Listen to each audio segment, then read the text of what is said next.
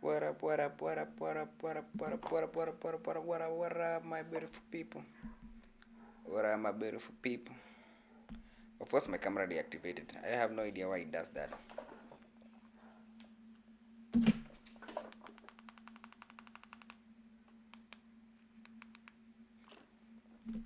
I'm dark. Why am I dark today?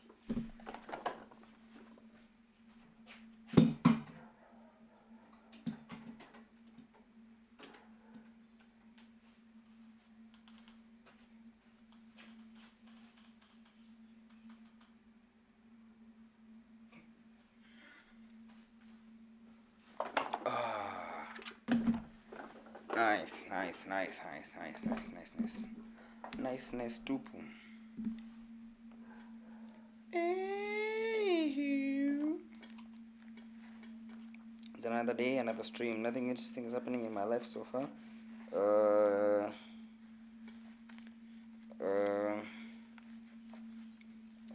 Group projects are about the worst thing you can ever do. Especially if there's something that is not you're not paid to do. It's a personal project. Ugh. Sumbana tu na watu bure. But anyway, njira patikana, self-sustaining, whatever. Nasina no sandaza kuandika no sasa. Jima ninakosa talking points asubuhi kianza inaka weird. Going off the dome. Niliona J mahali hapa. Sio kama alienda offline. A very faithful viewer. Very faithful, very concurrent. Angalia kwenye alisema ataanza kustream tena ndio tuhoe opinion yake.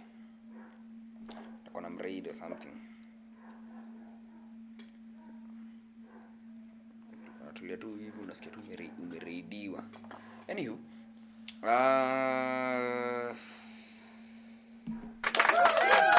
it's another beautiful day. It's day, what?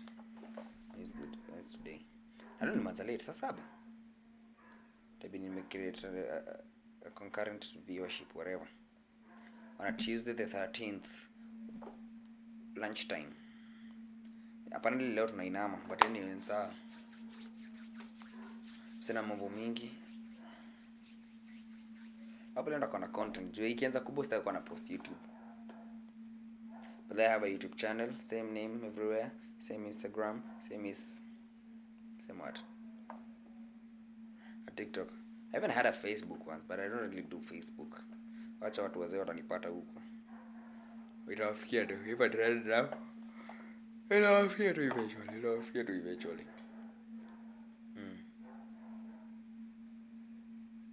Greetings for wherever you're coming from. Today I have a lot of content.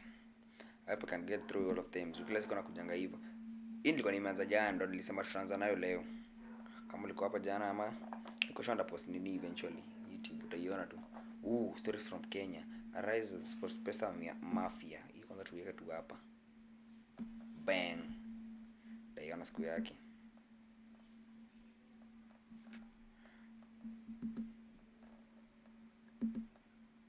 Now, yes. The dirtiest banks in Kenya, drug money laundering and tax evasion. What?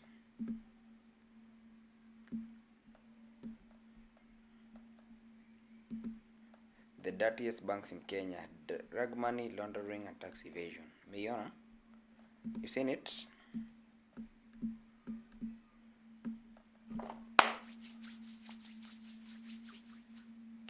Let's get it. Papa, not a challenge. Action limits. For Nini? Disclaimer: the content is for entertainment and informational purposes only. Will aim to use reliable sources. Viewers should conduct their own research and not rely solely on this information.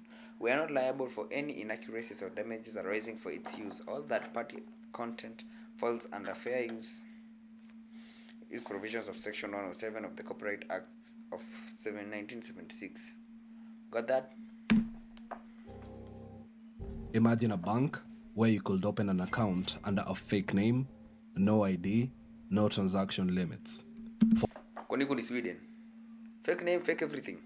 What? For criminals, tax evaders, and anyone seeking to hide their wealth, this wasn't a fantasy. It was reality at Charterhouse Bank. Through its shadowy operations, billions flowed through hidden accounts, enabling some of the largest corporations like Nakumatt and Tuskys to dodge taxes. Hizi ni mbili zilianguka. Zilianguka kwa sababu ya hii nini? At their peak, SportPesa was the fastest money laundering, most visibly international brand in Kenya's history. From sponsoring Premier League sides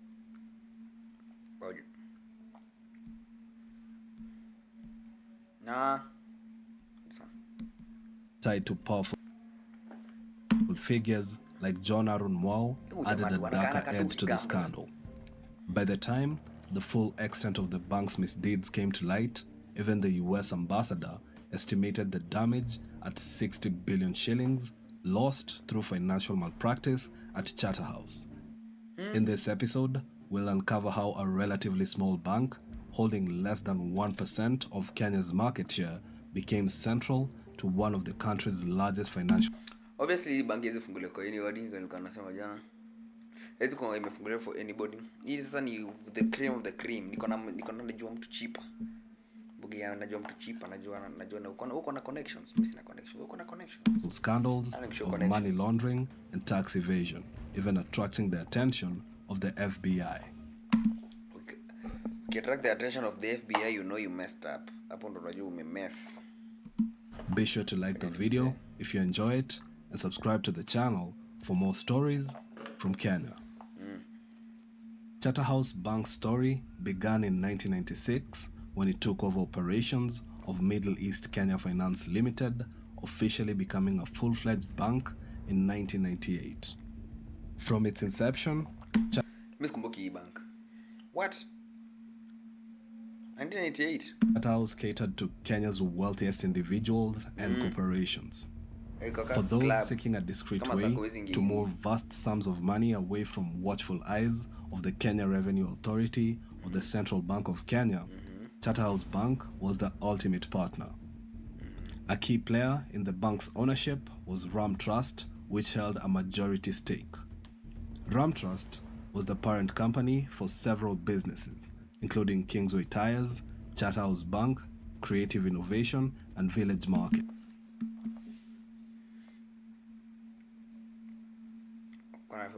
Designer the same. Including Kingsway Tires, Charterhouse Bank, Creative Innovation, and Village Market, making it integral to the bank's operations. But Charterhouse's most pivotal relationship was with Nakumatt. 8 out of Charterhouse's bank's 10 branches were strategically placed inside Nakumatt stores. On the surface, this setup seemed like a customer convenience, but it served a more calculated purpose. Through its connection with Charterhouse Bank, Nakumatt allegedly underreported its revenues, evading billions in taxes. The numbers painted a shocking picture. What? Nakumatt alone paid 10 times less of VAT than its struggling competitor, Uchumi. All this was enabled by Nakumatt also having partial ownership in Charterhouse Bank. The situation was further complicated by John Arun Mwau, who held a 7.7 stake in Nakumatt through his company Hotnet. According to the US Embassy reports, Hotnet was also linked to William Kabogo, another stakeholder in the retail chain. Mafia. Both Mwau and Kabogo faced allegations of involvement in trafficking narcotics and money laundering. Under investigation with drug trafficking are Hassan Joe, Arun Mwau, William Kabogo, Mbube Sonko, Saitoti. Umesikiza majina zimetajwa hapo? Umezisikia? Umesikiza majina? Activities specifically related to the funding of the 2005 referendum campaign for the NARC coalition.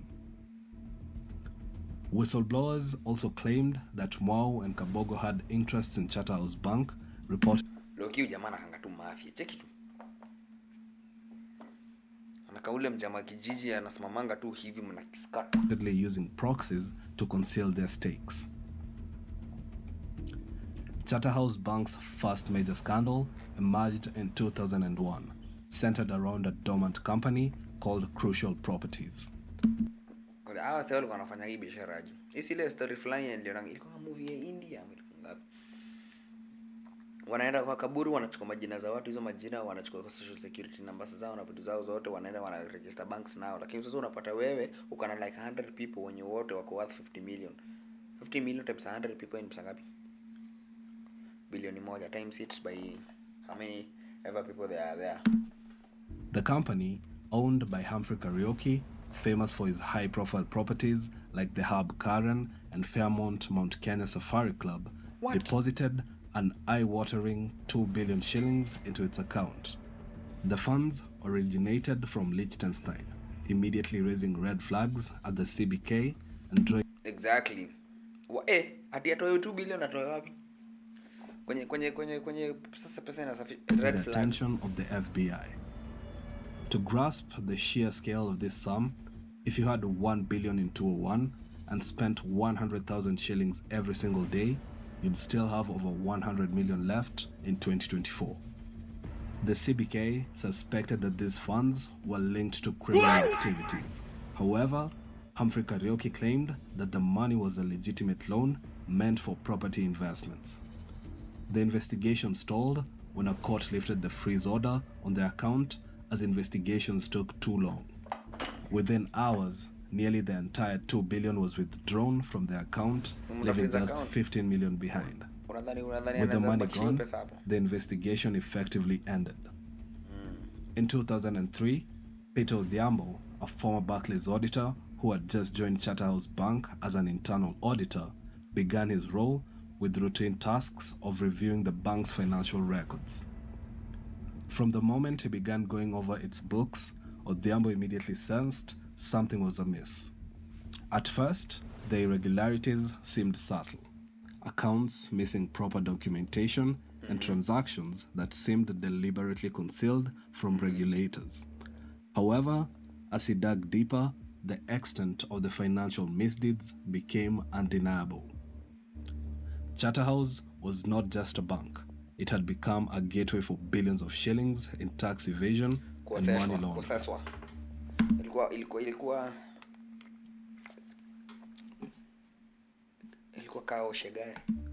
In 2005, Odhiambo presented his evidence to the CBK governor, Andrew Mulei, prompting the formation of a joint task force with the Kenya Revenue Authority and Kenya Anti-Corruption Commission. Their investigation uncovered that Charterhouse was costing Kenya billions annually in lost taxes. He uncovered 85 secret accounts that were moving a staggering 20 billion annually. These accounts were being used by high-profile clients to hide significant sums of money from the tax authorities. Nakumatt, the dominant supermarket chain in Kenya, was one of the most prominent clients. Despite reporting no profits for 6 consecutive years, Nakumatt had managed to evade 18 billion shillings in taxes by concealing its revenue in secret accounts. It funneled over 1.25 billion through shadowy networks using accounts linked to companies like Fresh and Juicy. Tuskys, another large supermarket chain, was also involved through its parent company, Tusker Mattresses, which held 75 accounts that shielded 4.3 billion in undeclared revenue. 75 personal accounts. Hii ni majina tu unapatanga tu ni na random company, random bank account iko na random name. Iko na 15 million. Unashinda 15 million kwa ni ya guzi. Kwa ni 15 million na imuashi iko hapo. Furthermore, W.E. Tilly, a company involved in fish export, had reported only its Kenyan sales while secretly hiding 5.9 billion in credits from operations in Tanzania and beyond. W.E. Tilly will later become embroiled in the collapse of Imperial Bank, but that's a story for another video. Okay. The scandal also implicated Triton Petroleum.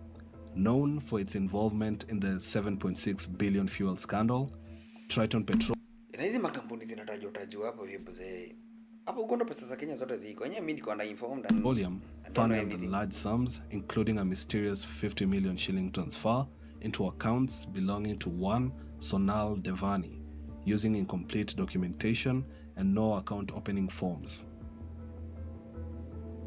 The bank repeatedly flouted regulations, particularly the Banking Act's single borrower limit, by lending amounts far beyond the allowed 25% of its core capital to its favored clients. Nakumatt was one of the biggest beneficiaries of these loans, with the internal management even issuing unsecured loans to themselves at no interests. Okay. Accounts So anachukua loan alafu waiki interest alafu anakula yote. Ama hivyo ndo anachukua hiyo pesa anasema inapeanwa huku alafu anachukulia kama loan. Were riddled with fictitious details, transactions were split to evade detection, and enormous cash deposits and withdrawals went unverified. Notably, a handful of accounts stood out. Sailesh Prajapati, for example, processed over 2.2 billion in cash transactions over a period of just 5 years. Odyssey's enterprise, with no discernible commercial activity, cycled on 1 billion in deposits and withdrawals within just 10 months. Turn on my chart. What? The scandal. Been in the building for a long time. Nasija notice hadi. Alright, man. Talk to me. Twitch overlay. Twitch overlay. Not this one.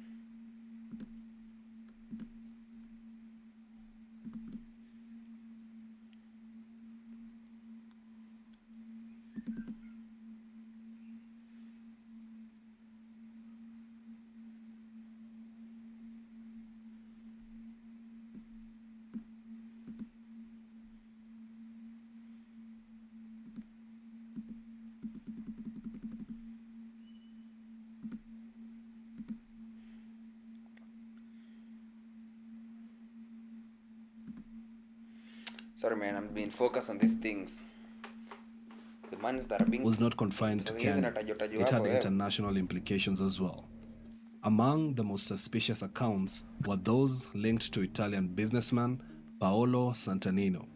Who? These accounts had been opened without proper documentation and were structured to evade scrutiny, with transfers being kept under $10,000 and laden with falsified 10,000 USD. This is a raise flags because this is 10,000 imetoka wapi? Watu wanatuma 999 details to cover their tracks. Charterhouse's leadership was also deeply involved in the scandal. Kingsway Motor Group processed billions of shillings through questionable transactions. One of the most notable figures tied to Charterhouse Bank was John Harun Mwau.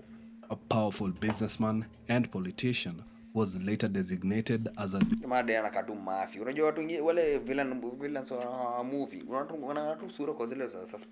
global narcotics kingpin by the US government. Mwau's operations allegedly included laundering drug money through Charterhouse Bank, as well as evading import duties on goods that were smuggled into Kenya and sold through Nakumatt supermarkets. Okay. At the time, so alikuwa shares za kumatia dodo yake ilikuwa anatengeneza mingi. Nilijua tu, they cannot be a billionaire in the right way. Or was one of the top importers of electronics and other goods. Among his more notorious holdings was Pepe Enterprises, a shipping container depot believed to be a major transit point for narcotics. However, Mwau denied all these allegations and even sued the Nation Media Group for defamation for linking him to narcotics trafficking and tax evasion. The young people or children who are reading newspaper today at the age of 8, 9, 10, and they are seeing my name or my picture in the television saying that I'm a drug peddler. Even when they are 30 years, 20 years from today, they will be viewing me as such. Honestly, we do not care about you. The house must protect my integrity and those of others. He was later cleared as there was no evidence to confirm the claims. Upon the completion of the investigation, it was confirmed that the Honorable Mwau has never been linked to narcotic drugs trafficking. Just because he hasn't never been linked doesn't mean it didn't With happen, mounting evidence allegedly. of the extent of money laundering and tax evasion facilitated by Charterhouse Bank, Governor Andrew Mulay took decisive action. In 2006, he recommended the bank's license be revoked. Writing to Finance Minister Amos Kimonya, Mulay emphasized the severity of the bank's non-compliance and its role in enabling widespread financial crimes. His recommendation was based on the findings of his internal investigation, which had uncovered shocking evidence of illegal activities. However, the response to Mulay's report was not expected. Within 2 days of his recommendation to close the bank, Mulay was arrested and suspended as CBK governor. The charges against him were related to nepotism, specifically hiring his son as a consultant in the investigation task force with a $36,000 contract to assist in the investigation. A leaked WikiLeaks letter from one of the 4 consultants suggested that the arrest... So nepotism is illegal in Kenya? Okay. That is a very interesting fact to know.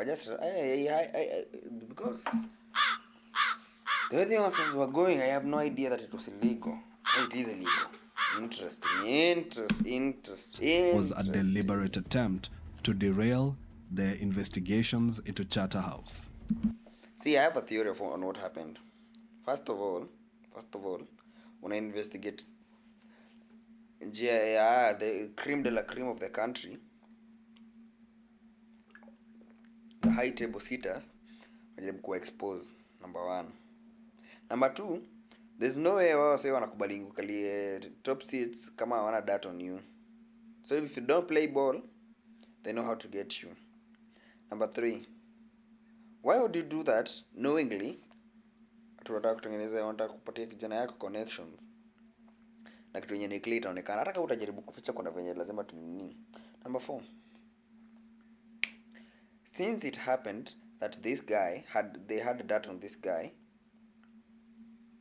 since they had data on this guy, hakuna venye wangemwachilia afanye nini. Juu unasikia pesa sasa zinapotea 18 billion kwa mtu mmoja. Sasa imagine wenye tujui. They always have data on somebody. You can't sit in high places without people not knowing that on you. Noted that his son was highly qualified with a strong financial background, and that nepotism charges, although not to be condoned, were trivial in comparison to the massive financial crimes that had been uncovered. The timing of Mulay's suspension was also suspect. Under the CBK Act, the governor could only be dismissed if convicted of a crime or by an order from the president. See how convenient it is? Conviction of a crime or a president. Lakini kuna venye hiyo time niko sure nani akwanga kwa ameingiza kwa hizi deals. When was this? And Kibaki ndo alikuwa president this time. Aka ameingiza ngoni hizi mangori mambo mingi. So it's convenient that the one crime that can be convicted of, that is suspended of, is found. Neither of these conditions were met in Mulay's case, raising suspicion that the arrest was politically motivated, aimed at halting investigation into Charterhouse Bank.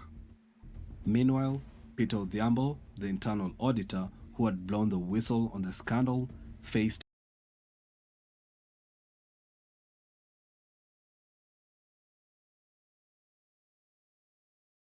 in significant tax evasion and money laundering activities.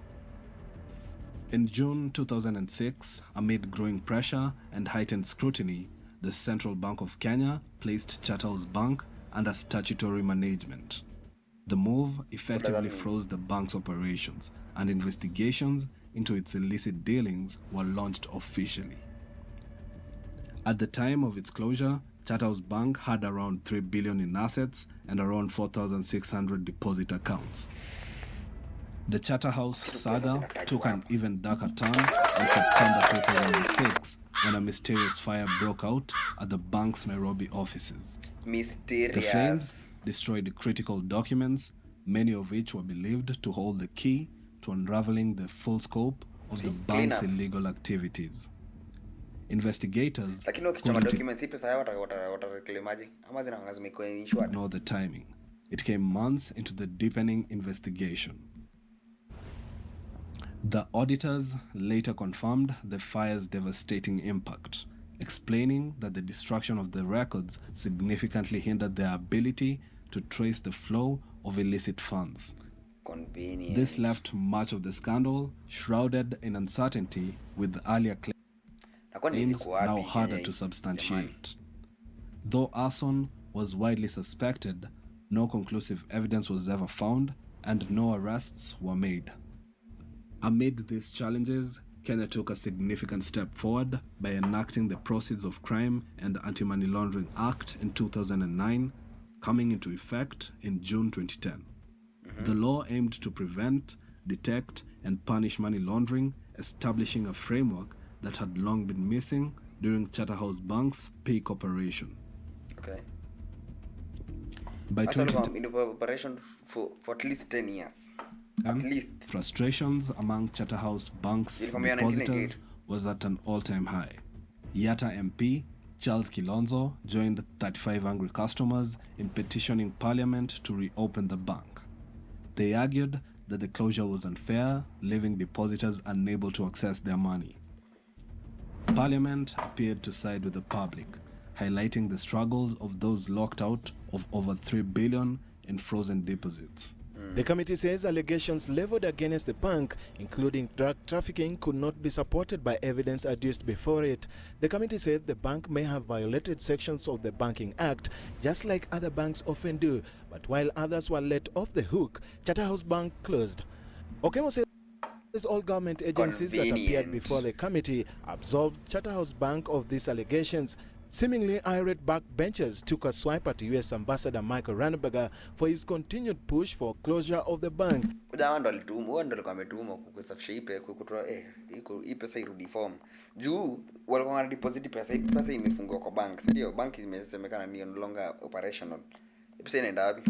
the government for allegedly bowing to foreign pressure. It was almost as if everyone had selective amnesia about the initial audit by PricewaterhouseCoopers. Exactly. The report revealed shocking details, including the fact that 839 accounts lacked basic documentation, like account opening forms or customer details. Exactly. Even as billions of shillings moved through them. Former Finance Minister Amos Kimunya firmly opposed the reopening of the bank, warning it could destabilize Kenya's financial system. U.S. Ambassador Michael Ranneberger echoed these fears, arguing that reopening the bank would harm Kenya's efforts to fight money laundering and protect its global financial reputation. It's a problem that really does threaten the entire fabric of the country. And of course, it's related to impunity. When people launder funds, when people use container terminals to bring in goods, when people pay officials off, it's all part and parcel of this culture of impunity. So drug trafficking, corruption, as they culture call of them. impunity, it's all one and the same thing, really. In the end, the Central Bank of Kenya stood its ground, refusing to budge. Despite missing evidence, they knew too much about the bank's questionable operations to allow its return. The mysterious fire in 2006 had destroyed key evidence, making it difficult to fully uncover the extent of Charterhouse Bank's wrongdoings. This left the case marred in uncertainty. The bank's closure also exposed how heavily some businesses depended on it. Nakumatt, once a leading retail chain, suffered serious financial blows when it lost access to its accounts and loans, a factor that contributed to its eventual collapse. After a couple of years, a major announcement came on May 2021. The Central Bank of Kenya decided to liquidate Charterhouse Bank, assigning the Kenya Deposit Insurance Corporation, KDIC, to manage the process. They prioritized compensating depositors with balances up to 500,000. Yet, in 2024, the liquidation remains incomplete. Many depositors are still waiting for their money, stuck in a seemingly endless process. And that is the story of Charterhouse Bank, arguably Kenya's dirtiest bank. If you enjoyed the video, don't forget to give it a like, share your thoughts in the comment section, and subscribe for more stories from Kenya. WVTU.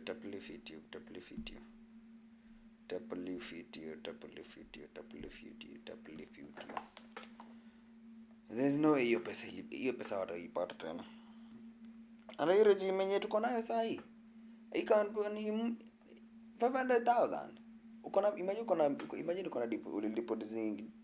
Unakwenda wale watu wanakomba mafutani. Uko na 15 million huko na wataka kununua ka plot mahali kujijini kwa sababu sisi shamba zinauzwa sijui ka nini. What? Alafu uambiwe utapaya 500,000 na 500,000 yenyewe hujaiona hadi. What? Inaweza kuwa bad. Inaweza kuwa very bad. Excuse me. Ajaja rudi. Kwa dhani na muignore but ni sawa. Ile kuna kitu naweza do. Nione Ngori reports ama nione SportPesa. Hizi SportPesa ni refu vizuri.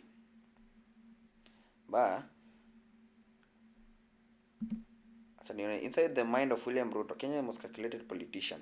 Moses Kadhoga. Jamaa namonanga TikTok.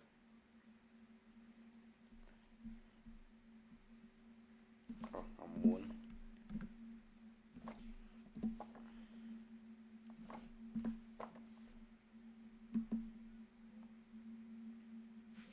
This one. Jamaa namonanga TikTok. Inside the mind of William Ruto, Kenya's most calculated politician. Chana kama video zake ni tamu kama TikToks. Ama na kama music clip. Like the way I do. I'm gonna TikTok kasa ni clip flop. Lakini seriously, mbona TikTok hiyo hapo hiyo.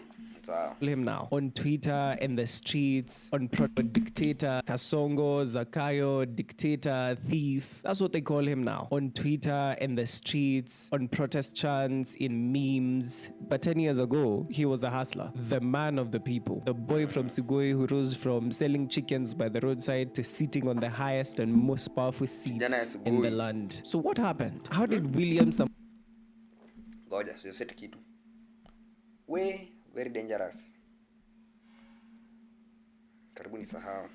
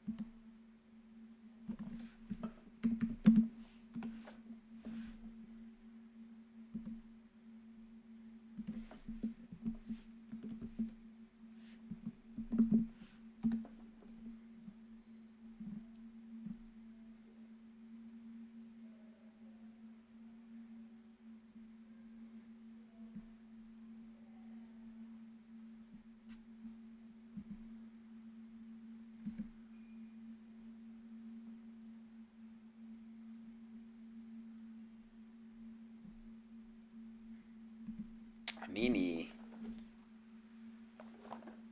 Samoei Ruto become the most hated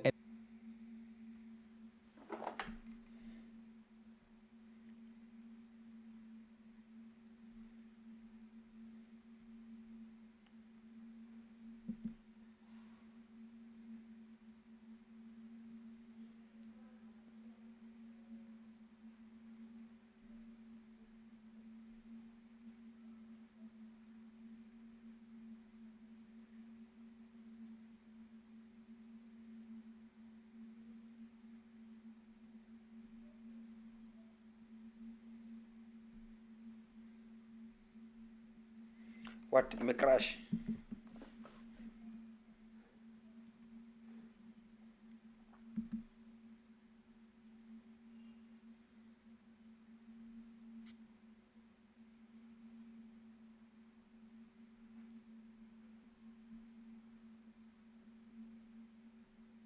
Kasongo, Zakayo, dictator, thief. That's what they call him now. On Twitter, in the streets, on protest chants, in memes. But 10 years ago, he was a hustler. The man of the people. The boy from Sugoi who rose from selling chickens by the roadside to sitting on the highest and most powerful seat in the land. So what happened? How did William Samoei Ruto become the most hated and the most powerful man in Kenya? This is not just about scandals and policies. This is about who he is, how he was made, what shaped him, and why Kenya keeps giving power to men like him. The problem, before his prime.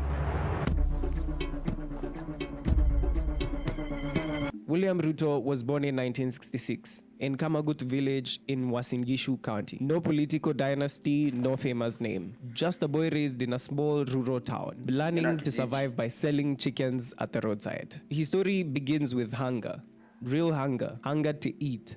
Hunger to be seen. Hunger to never be poor again. He joins the University of Nairobi studying botany and zoology. But it's not the lectures that shape him. It's the streets, the politics, the ambition. And in 1992, he's recruited to join a machine that would change his life forever. Youth for KANU 92, or YK 92. This was not a political movement. It was a cash-fueled, violence-powered campaign tool designed to keep Daniel Arap Moi in power. YK92 taught him the real rules of Kenya's politics. Buy loyalty, crush opposition, and protect power at all costs. He wasn't the most senior member, but he was one of the most loyal and most feared. And when Moi won, the rewards flowed. Briefcases full of cash, backdoor deals, appointments. But politics is cruel. In 1997, Ruto shocks everyone by running for MP in Eldoret North against Moi's own cousin, and he wins. It's the first sign. Ruto is not just a loyalist, he's a climber, he's a survivor. By 2002, Moi tries to force Uhuru Kenyatta onto the country. Ruto switches sides. He backs Raila, then Kibaki, then Raila again. To Ruto, loyalty is temporary. But power is permanent. The 2007 election is chaos. Kenya is burning. Over 1,000 people were killed and thousands displaced. And in the middle of it all, William Samoei Ruto. He was on Raila's side, part of the Pentagon, Raila's trusted circle. But behind the scenes, Ruto was already carving his own path. He mobilizes the Rift Valley to vote for Raila. He brings in huge numbers and expects big rewards. But when the power sharing agreement is signed after the violence, Ruto feels shortchanged. He wants more than a ministry. He wants control. And for many, that election exposes a dark side of him. In 2010, the ICC charges him with crimes against humanity, accused of orchestrating some of the post-election violence in Rift Valley. The case alleges that he had a network, a plan, and power over youth militias. But Ruto doesn't crumble. He fights back, turning the ICC charges into political capital. He spins the narrative. This is not about justice. This is just targeting me because I'm a poor man's son. It works. Sympathy grows and he makes a very bold move. He joins forces with Uhuru Kenyatta, who was also facing ICC charges. Two men, both indicted. One Kikuyu, one Kalenjin. Old enemies now turned allies. They formed the Jubilee Alliance, branding it as unity after violence. In 2013, they win the election. It's one of the biggest political comebacks in Kenya's history. But under the surface, tensions are already building. William Ruto is now the deputy president. But don't let that title fool you. He's more than just a deputy. He runs government like a co-president. He demands control over cabinet appointments, state departments, and lucrative tenders. Those close to Uhuru, they say that Ruto has an eye for everything that moves money. Those close to Ruto say that he's doing the heavy lifting as Uhuru plays nice and disappears. But behind the scenes, allegations start piling up. First one, the Weston Hotel scandal. A hotel linked to Ruto sits on land belonging to Kenya Civil Aviation Authority. It's grabbed public land, but the court confirms it. Ruto says, I bought it from someone else. I did not know if it was grabbed, but he still owns it. Langata Primary School tear gas incident in 2015. Children protesting.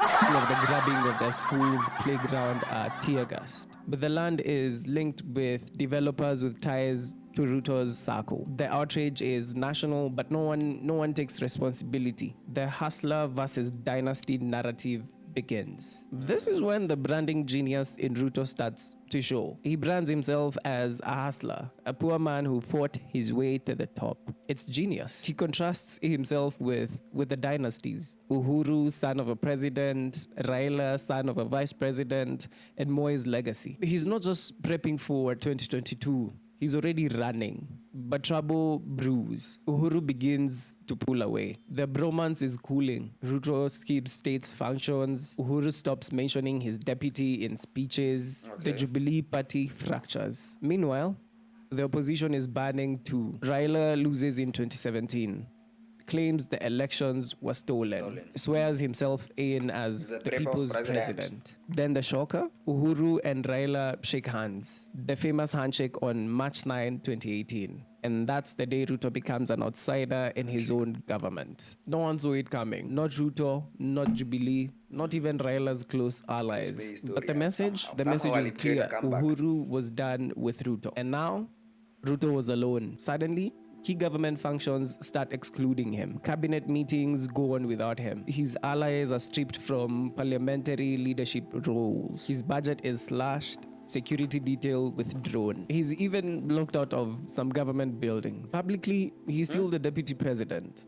But practically, he has been exiled. But so I'll steal the script. Ruto doesn't fold. He doubles down. He reinvents himself. Sunday after Sunday, Ruto hits churches across the country, donates millions, gets front row seats. Pastors pray for him. He turns the pulpit into a political platform. Critics say he's laundering his image through the church. Supporters say he's one of us. He fears God. Ruto unveils a new ideology, the bottom-up economic plan. He says it's about empowering mamambogas, bodabodas, and hustlers. But was it really? Critics call it a buzzword. Vague, populist, convenient. But it works. Because Ruto's branding is laser sharp. He's no longer a Moi boy. He's no longer the Jubilee deputy president. He's a hustler, fighting dynasties, fighting the system that wants to keep the poor. He forms the United Democratic Alliance. Yellow. Marketing is everything. Nimeanza kurealize tangu recently, marketing is everything. Wheelbarrow logo, Hustler Nation vibes. By the time the BBI is introduced, Ruto is the face of the resistance, and the ground is with him. Even as he positions himself as the messiah of the poor, more scandals surface. Parole and Kimorel Dams scandal. Billions disappear in planned dam projects. Treasury CS Henry Rotich is arrested. Ruto calls it a political witch hunt. But leaked documents suggest links to companies connected to Ruto's allies. A fake arms deal, the Echesa scandal. Former sports CS Rashid Echesa is caught in a 39 billion shillings fake arms deal. The deal allegedly takes place at Ruto's Harambee Annex office. The CCTV footage places the suspects there. Ruto says he had nothing to do with it. Land and tender deals. MPs raise questions about Ruto-linked companies receiving road and government tenders. Nothing sticks in court, but public perception is shifting. People are whispering. Uhuru starts openly campaigning against Ruto. He says that leadership is not about insults. He supports Raila as his successor in a move that shook Mount Kenya. The Jubilee Party Murima. splits. Ruto turns UDA into a movement, and the ground shifts, especially in Rift Valley and Mount Kenya. By 2022, Ruto is no longer an underdog. He's a front runner. The system is against him. But the people, many feel like he understands their struggle. He becomes something more than a politician. His supporters, he's more like a symbol of hustle, rebellion, and resistance. August 2022. Despite the odds, the system, the state machinery, and even Uhuru himself, William Samoei Ruto becomes the 5th president of the Republic of Kenya by less than 2 percentage points. He beats Raila Odinga again, backed by the deep state and endorsed by a former president. It's a historical upset, and it sends a very clear message. Ruto is not to be underestimated. Within weeks, it becomes clear. This is a Ruto presidency through and through. Cabinet appointments are heavily tilted towards loyalists, especially from Rift Valley and Mount Kenya. Key institutions like the judiciary, the EAC, and even the National Treasury are realigned. Promises of economic reform turned into massive borrowing, high taxation, and calls for austerity, all while government expenditure balloons. The Hustler Fund is formed.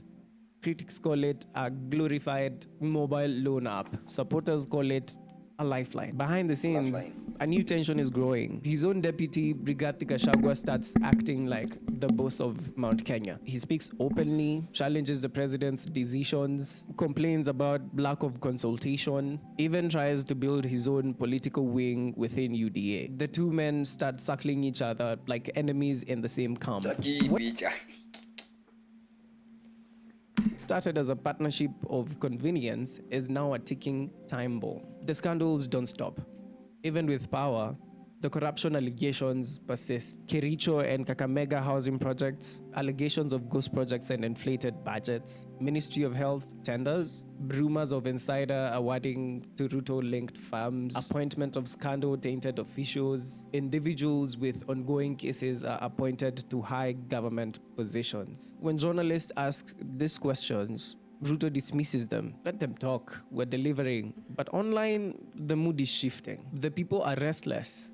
The Finance Bill 2023 and 2024 spark national outrage. Taxes on fuel, bread, digital content. Young people who once supported Ruto begin organizing. TikTok, Twitter, Instagram, everywhere is flooded with anger. Most now see that he was just another dynasty pretending to be a hustler. Nicknames explode on social media. Zakayo, Kasongo, Farao, the tax collector. Wait, Farao is wild, bro. But he's still playing the long game. While Kenyans protest, Ruto is thinking long term, securing international loans to finance his legacy projects, changing laws to strengthen executive power, strategically positioning loyalists in institutions ahead of 2027. He's not playing for applause. He's playing for control and power. And real power is not loud. It moves quietly behind doors, in boardrooms, in budget lines, in laws passed at midnight. Ruto understands this because he was made by the system. And now he's the system. To understand Ruto is to understand Kenya. The contradictions, the hustle, the hunger, the ambition, the betrayal, the dream and the price of chasing it. Because William Samoei Ruto did not come from power. He fought for it, clawed for it, played dirty for it. And when the gatekeepers tried to lock him out, he built a new gate. They called him an outsider, so he made the outside the center. They laughed at his hustle story, so he turned it into a movement. They warned he was dangerous, and from what we see now, maybe they were right. Because this is not a man shaped by ideology. He's shaped by survival. He doesn't believe in systems. He believes in winning. He betrayed Raila, he betrayed Uhuru, and now he's betraying the people too. But he will do it smiling, with a Bible on one hand and a tax increase on the other. Because that's who Ruto is. He didn't change the game. He just mastered it. And now, he's on top. He's making sure that no one else ever plays it better than him. So when you hear his speeches, when you see the headlines, when another scandal breaks, don't be shocked. It's never about hustlers. It's always about the throne. And William Ruto, he's wearing the crown and tightening it with every move.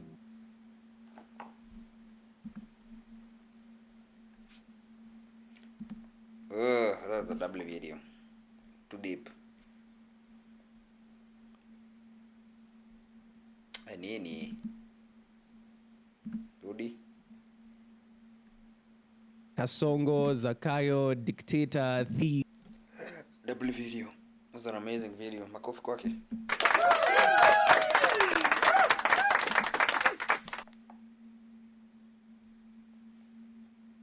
Nini mvua?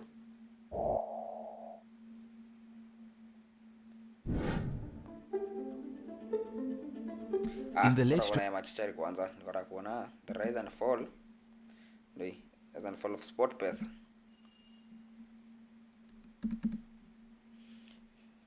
Tuliona kuna vena guzana vitu deep serious. At their peak, SportPesa was the fastest growing and most visibly international brand in Kenya's history.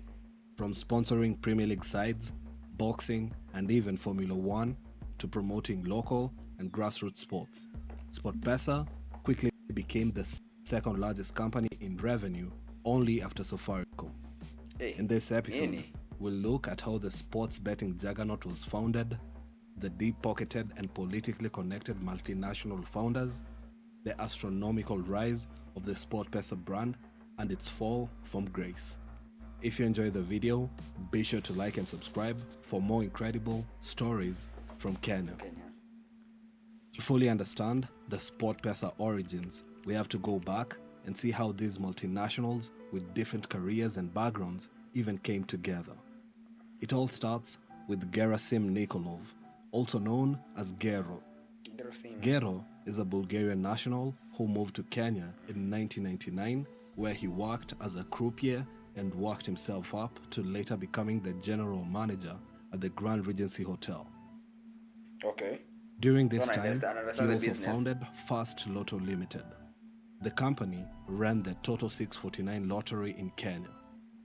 The funding of this venture is alleged to have been supported by the Bulgarian mafia, who are acquainted with Gero. They paid for the buildings for operations, brought the machines, and facilitated the Toto 649 booths that if you're in Nairobi during the 2000s, you definitely saw one of these blue booths.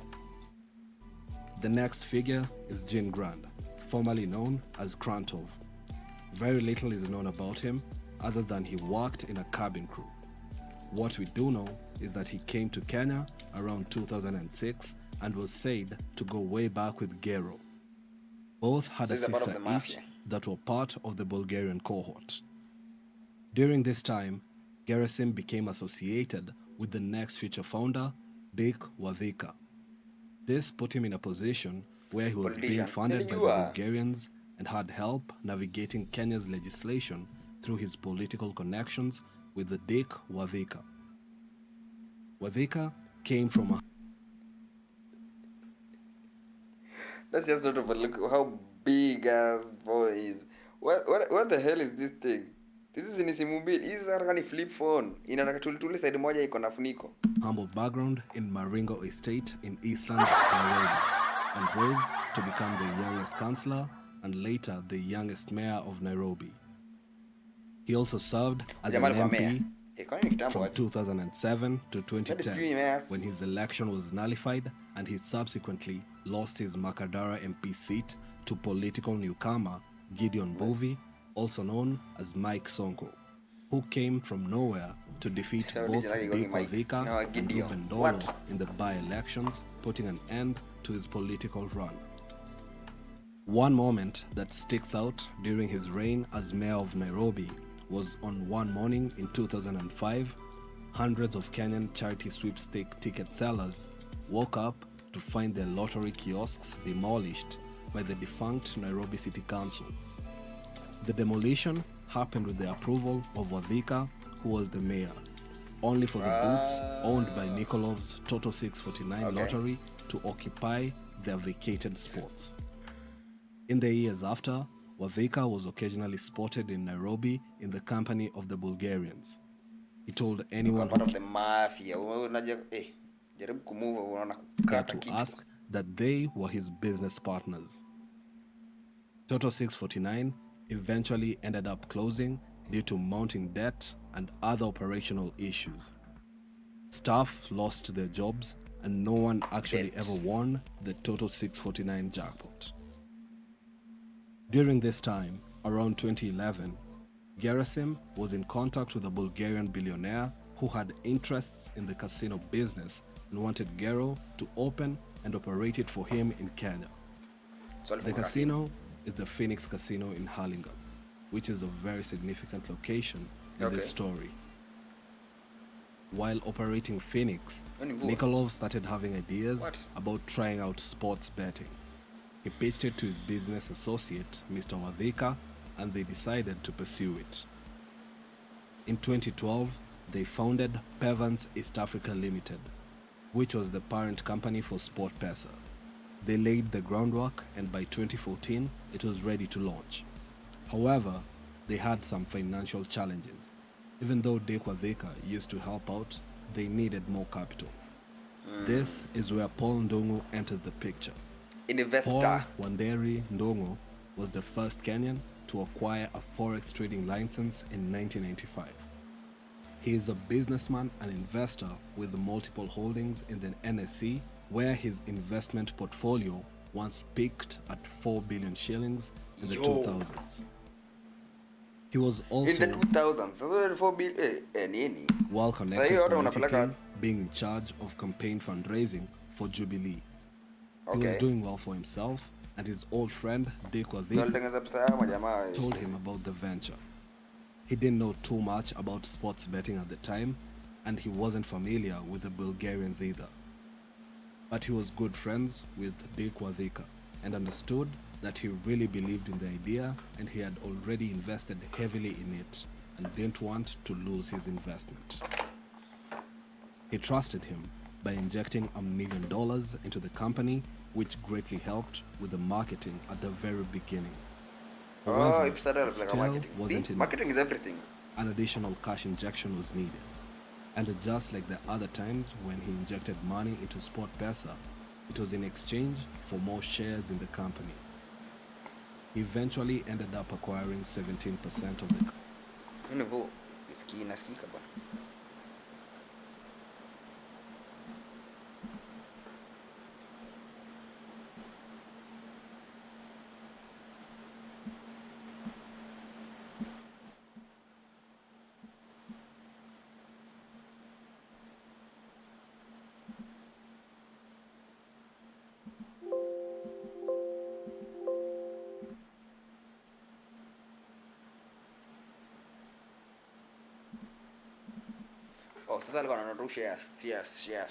Company, which came with a position on the board. And Paul Ndongo eventually became one of the directors of SportPesa. Okay. He didn't really have intentions of being a director and was okay not being too involved, as he knew his friend Dick Wadhika would secure his interests. Unfortunately, just a few months later, on December 14, 2015, tragedy struck. Dick Wadhika was set to meet the Bulgarians for a meeting at the Phoenix Casino in Hurlingham, a place where they were known to spend their time. Not much is known about what happened during that meeting, but Wadhika left not feeling well, checked himself into hospital, and was later pronounced dead. Aliugua. This is the part where Ronald Karauri enters the picture. Ronald is the son of a former MP and a high achiever in academics. Having scored an A from Mangu High School, he was to do engineering at the University of Nairobi, but dropped out to pursue a Kenya Airways program for young upcoming pilots, where he was accepted. He worked at Kenya Airways for 11 years, 6 years as a co-pilot and 5 as a captain. Okay. When Karauri was not flying, he actually enjoyed clubbing. he even had his own club, the Skylax Lounge in Westlands, where he spent a lot of his free time. He also picked up and liked playing poker. He was good enough that he wanted to compete. He liked Texas Hold'em, which is one of the most popular poker variants in casinos. His casino of choice, the one and only Phoenix Casino. Here, he met with Dekwadeka and the Bulgarians and sparked a friendship. This was still the early days in 2014 when they were still looking for potential investors like Paul and now Ronald. During their poker sessions, Karauri and the Bulgarians started discussing business ventures. Karauri, owning a club, and the Bulgarians a casino, was thinking the venture would be an entertainment joint, but it was actually sport bet. And Karauri saw the potential of the idea. He sold a parcel of land he had and ended up investing all the money into SportPesa and joined the company. It was a very expensive investment where 5 million shillings got you 1% and you needed at least 5% to join the SportPesa board. Karauri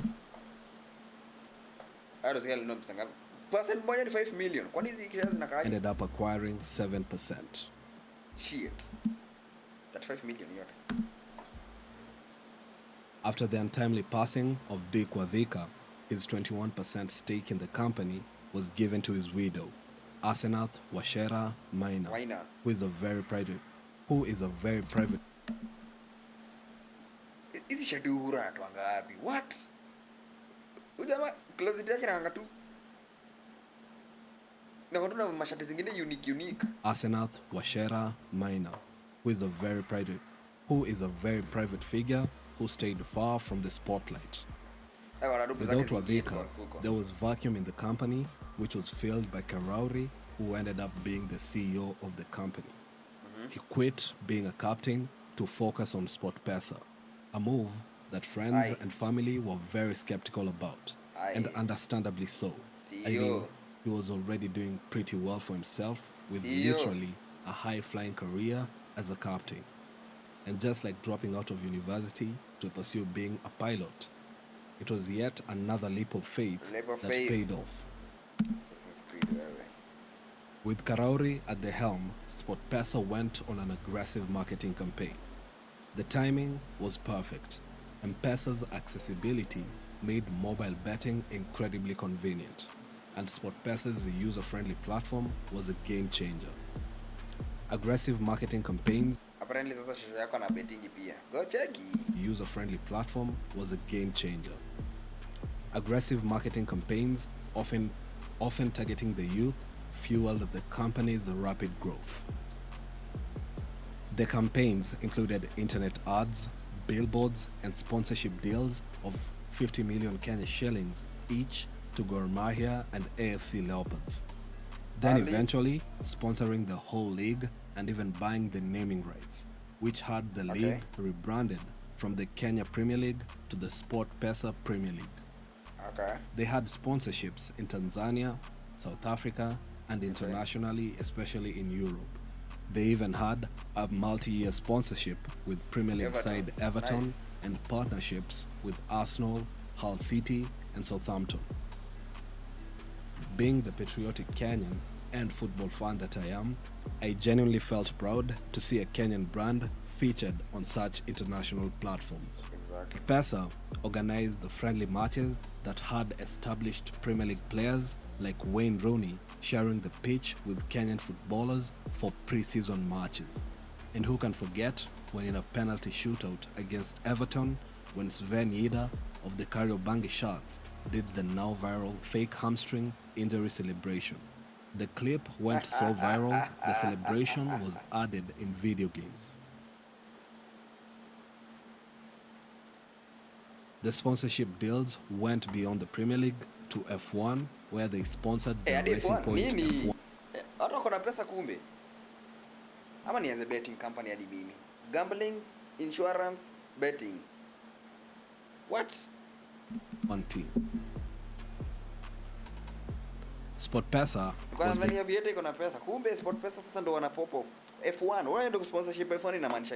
becoming a global brand, and it acted like it. Their marketing and sponsorships were meant to compete with international betting companies like Betway or Bet365, as locally, they dominated 2/3 of the local betting industry.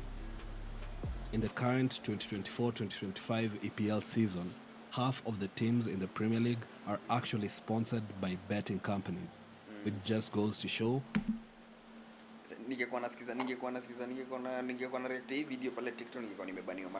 how SportPesa was way ahead of the curve almost 10 years ago. However, with all the publicity, their critics also grew. The government started raising genuine concerns about gambling addictions and social problems resulting from SportPesa's influence.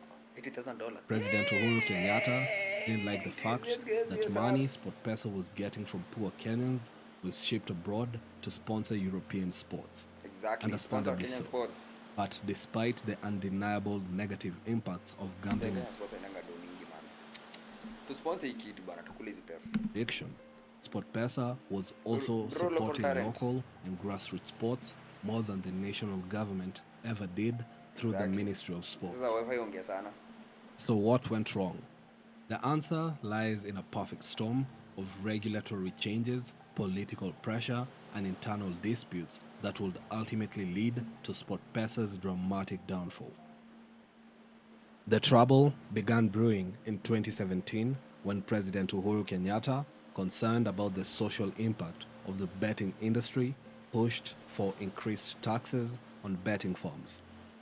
The initial proposal was a staggering 50% on all betting stakes. Because realistically speaking, 50% si mbaya sana, because hii pesa yote ni mnatupatia ndo turudishie mtu. If 100 people give 10,000, no. If 100 people give their money, and if 100 people give their money, and only 5 people win something, which is 10% of what other people gave, it means hawa say wanabaki na 90%. 90% profit margins from zero. Move that sent shockwaves through the industry. After significant pushback and public outcry, a compromise was reached. A 35% tax on betting revenues was implemented in 2018, still a massive jump from the previous rate. This tax hike hit SportPesa hard. CEO Ronald Karauri argued that the new tax structure made their business model unsustainable. The company projected significant drops in revenue and warned of potential job losses and cancellation of sponsorships for local sports teams. In 2019, the Kenya Revenue Authority dropped a bombshell. They demanded 95 billion shillings in back taxes from SportPesa. It was an astronomical 95 billion. Why that one is in numbers? Currency, Kenyan shilling, corporate tax, withholding on tax on winnings, withholding tax, VAT, PAYE na betting tax. Penalties za kukosa kulipa, si ndio? Interest. Hapa wako na interest ya 5 billion. What? Some that the company vehemently disputed, insisting they had always complied with their tax obligation. This dispute, coupled with the increased tax burden, led to SportPesa's inability to renew its operating license, forcing the company to cease operations in Kenya in October 2019. The government's crackdown didn't stop there. In a move that sent shockwaves through the industry, several Bulgarian directors and employees of SportPesa were swiftly deported from the country. It was a clear message that the government was serious about reining in what it saw as a problematic industry. For the next 15 months, SportPesa's absence left a gaping hole in Kenya's betting landscape. Competitors like Betika seized the opportunity capturing market share as Kenyans continued to seek out gambling options. But behind the scenes, complex maneuvers were taking place that would set the stage for SportPesa's controversial return. A significant restructuring of the company's ownership was underway, with a focus on removing two prominent board members, Paul Ndungu and Asena Twashera, the widow of the co-founder Dick Odika. The board had been having internal issues without Dick, as the people who were involved through him felt like they were being excluded from the SportPesa operation, and decisions were being made without their input, and such decisions include the massive sponsorships or the money that was allegedly leaving the country, which sparked money laundering accusations. Ndio sponsor timu kubwa kama Everton unahitaji utoe pesa ngapi hivi?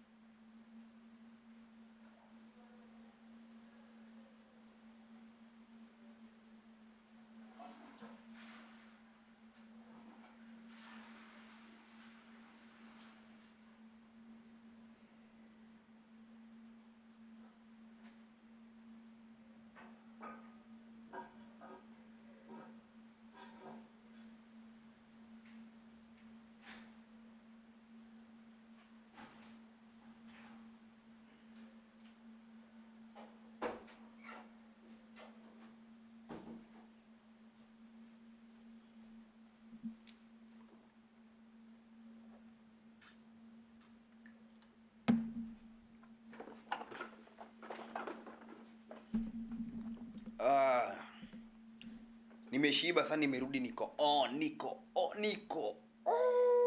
Kamera yangu ilihang. Niko on. Oh. Ngaze maji.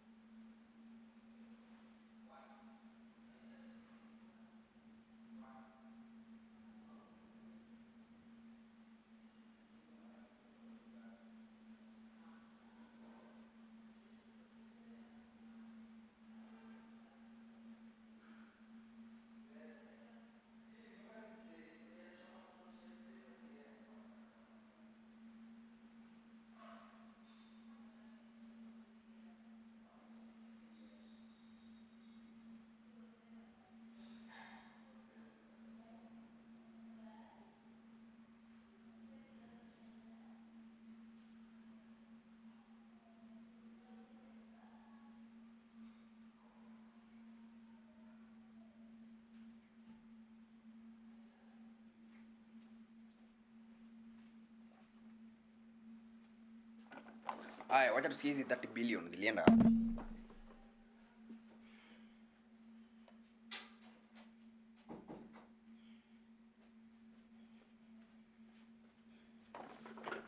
billions. Hey kamera jamani inatakaje?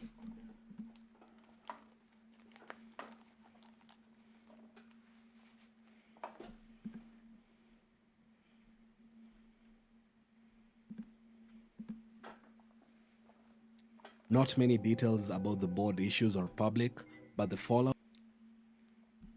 is said to be a nasty one, as it reached a point the two founders were finding out about sponsorship deals on the news like the rest of us. What? Simultaneously, some directors of Pevans East Africa, the original owner of SportPesa, allegedly orchestrated a covert transfer of the gaming business and brand ownership to a new entity, Milestone Games Limited. Rumors began to swirl that Milestone Games ownership included members of the Kenyatta family, raising eyebrows and questions about potential conflicts of interest and political influence. The tide began to turn in 2020 when the Kenyan government, facing pressure from both the betting industry and sports organization that relied heavily on the sponsorships, decided to remove the additional 20% excise duty on betting stakes. This tax removal was seen as an olive branch to the betting industry and paved the way for SportPesa's potential return. And return they did, but not without controversy. After a 15-month hiatus, the reopening of SportPesa was suddenly announced via a tweet by Ronald Karauri, catching many off guard. However, the company's comeback was immediately marred in legal challenges. A court order was issued to halt SportPesa's operation due to ongoing disputes over brand ownership and licensing. Paul and Arsenal were not involved in such a decision, neither did they agree to it. But it seemingly meant nothing, even if they held a combined 38% in Pevans. Yet somehow, in a move that raised eyebrows and fueled speculation about the company's political connections, SportPesa continued to operate despite the legal injunction. Okay. The ousted board members, Paul Ndungu and Asenath Wachira, didn't go quietly. They made serious allegations of what they termed as state capture of the company, claiming that members of the Kenyatta family were directly involved in the takeover. Paul Ndungu, the former chairman, penned a lengthy 40-page letter to President Kenyatta, detailing his version of events and suspicions. The accusations included illegal transfer of M-Pesa pay bills allegedly facilitated by Safaricom's M-Pesa CEO, Sitoyo Lopokoyit, who's married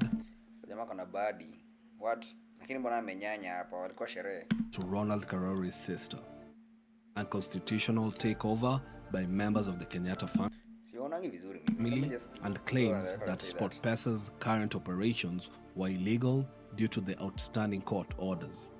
But it is not clear how the issue stands right now. What's clear is regardless of the controversial return, SportPesa somehow magically remains operational, and the users of the platform don't seem bothered by the drama behind the scenes. The very market that SportPesa worked so hard to create and dominate was now being carved up by competitors like Betika and Odibets. These rivals benefited from a more mature market, with millions of Kenyans already accustomed to online betting thanks to SportPesa's earlier efforts. From dominating over 70% of the industry, it is very unlikely that they will be able to reach this level of dominance ever again. What's clear is that the landscape has fundamentally changed.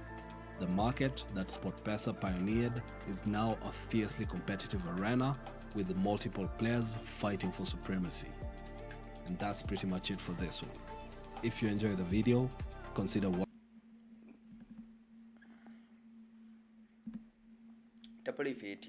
hizo vitu serious nimeongelea sana. Wacha sasa tufanye kitu funny kidogo. Ongori reports.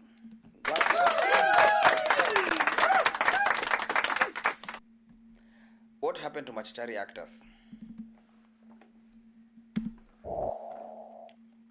Isipokuwa Baha moya amekuwa ni socialite na ule mwingine kuvanga dress na skirt. I have no idea where. In the late 2010, Citizen TV unveiled a new show, a local drama television series which was to air every Wednesday, and for 10 years, Kenyans enjoyed this hilarious show that was dominated by young actors who at that time the most famous child actors in Kenya. Every child wanted to act like Baha, Govi, Almasi, Stella, but not Fatso. As the name suggests, he was fat and a bully. I've just mentioned a few. The list is endless.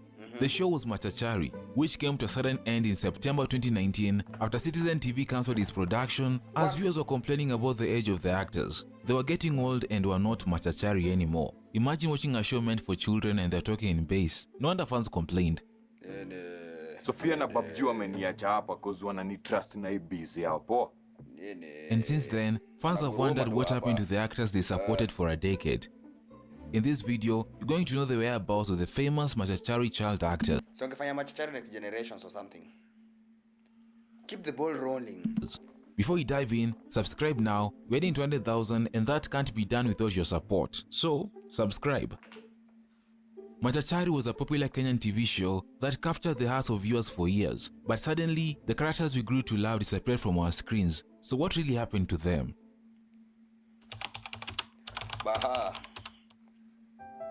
Baha was a naughty character in Machachari. This role was played by Tela Mbaya, and he was one of the lead characters in the show. He joined the show at the age of 6 and portrayed a stubborn, mischievous, and cheeky character, and sometimes hilarious. Baha acted as Govi's older brother in the TV show Machachari, always getting into trouble with his brother and friends. After leaving the show, Tyler focused on his studies and decided to take a break from acting and explore other opportunities. He took his talents to the internet and built an empire on his YouTube and Instagram channels. Baha's online presence has garnered a massive following. As of today, he has 765,000 followers on Instagram and 90,000 subscribers on his YouTube channel. Baha was shooting and posting short drama skits on his YouTube page. One of the most notable series was Buddha in Short. He was also posting new music, and yes, he's an artist, but currently the channel is dormant and the last time he posted was 8 months ago. He also founded KM Pictures or Kamau Mbaya Pictures, a company that deals in visual arts and cinematography, and the company, just like his YouTube channel, is not in operation. Wow. Alifambo. Wait, he has been gambling or something. Brand ambassador and influencer for a number of local brands. He recently became a dad, welcoming a baby girl with his girlfriend Georgina, and they even tattooed their baby's name on the chest. Just like in the show Machachari, the life of Bah has not been smooth. He has been involved in scandals that have in a way ruined his reputation. He was exposed by nurse Judy, who accused him of begging money from Kenyans living in the US and using the money to bet. A few days later, Bah admitted he had a betting problem and decided to check himself into a rehab, hoping to beat his betting addiction. Okay. Yeah, I just want to say... Kuna rehab ya betting? What? Huh? How? Thank you, and I hope all goes well. Despite the troubles, we are hopeful that Tyler Mbaya or Baha will rise and entertain his fans just like in the past. Govi was another popular Machachari star. He started acting 17 years ago at age 5. His real name is Malik Lemi. His talent in acting has taken him places. He first featured on Makutano Junction before auditioning for Machachari on Citizen TV, where he grew to become one of the most loved actors in the show. Upenda kwenda kanisa. Alikonga my favorite. Kusoma vilivyo katika televisheni. Vilivyo. Na pia napenda huyu kaka yangu mwenye huwa tunaigiza na yeye. But in 2018, Govi quit Machachari, and from that point fans never heard from him again. While fans were worried about his whereabouts, Govi was busy indulging in other things. He focused on school and pursued international relations and political science in university. Yeah, I can say I was done with high school like 3 years ago. Sai niko university, nili take a pause, but nimerudi chuo. So I'm doing IR in Kwea Catholic University. Wow. In 2020, Govi got back on the screen for the lock in. drama series Kina. Govi was also preparing for another show called Mawimbi and became part of the cast of the new show called Pepeta, airing on Showmax. Not only is he a talented actor, Govi is also a director. He's not a victim of scandals. He's just made a few statements that some people have disagreed with, but at the end of the day they will talk and end up doing nothing. He once revealed that he's used to dating older women and sees no big deal with such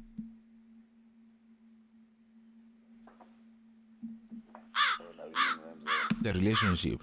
Why do you prefer older women? That's a really good question. So I'll take you back. I started working in 2005. My first project doing was Makutano Junction. So I have been having worked from that is a really good question. PR 2005.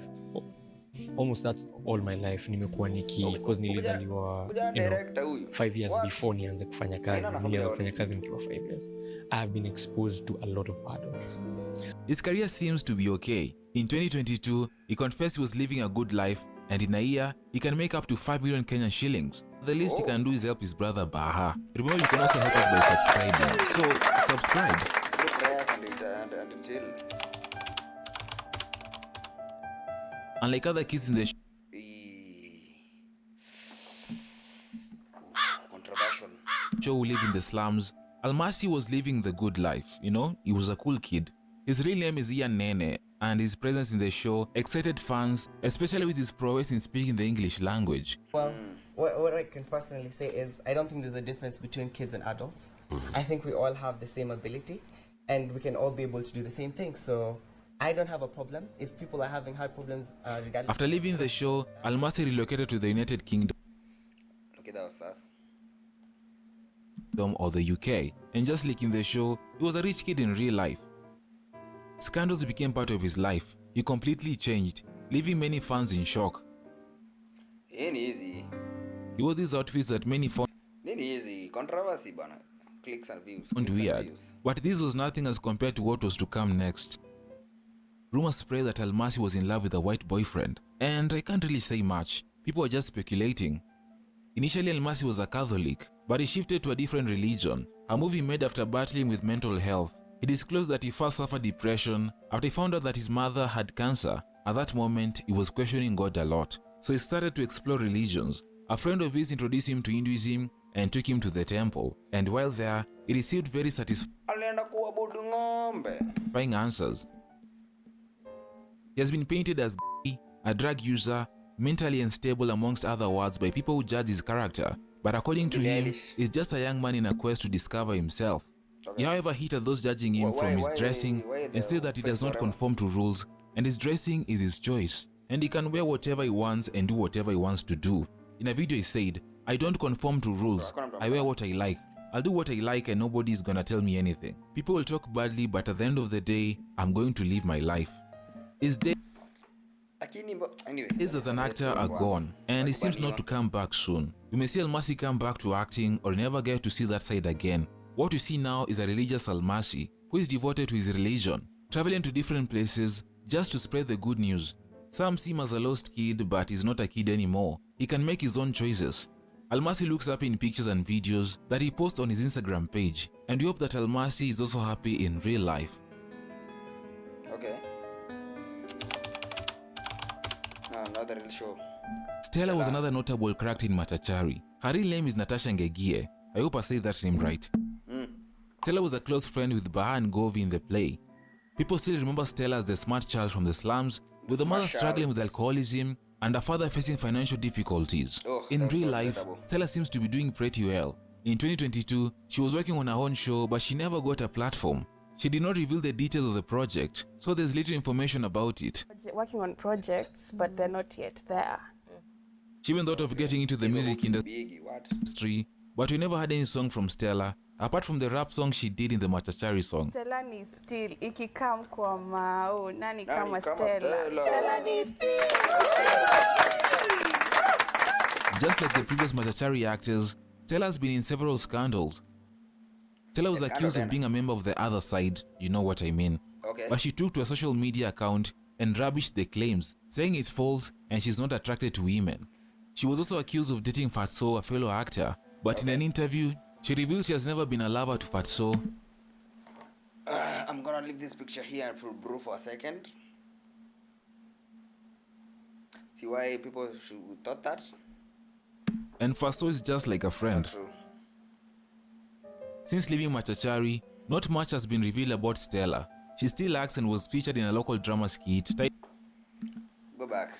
I don't understand makeup. What is this? Why do guys do overdraw it, then remove this lower part? I don't understand makeup. The rest of it is fine, but the eyebrow, I don't get it. I don't understand. Nasema mtu mmoja nimeona hivyo. Sasa inakani kama ana overdraw kutoka kwa eyebrows. Not much has been revealed about Stella. She still acts and was featured in a local drama skit titled Everyone Dies, but she hasn't appeared in big projects on popular TV stations. But that doesn't mean she's doing nothing. There's still time and energy. It seems like Stella Wamao is still doing calculations on how she'll get back into the industry.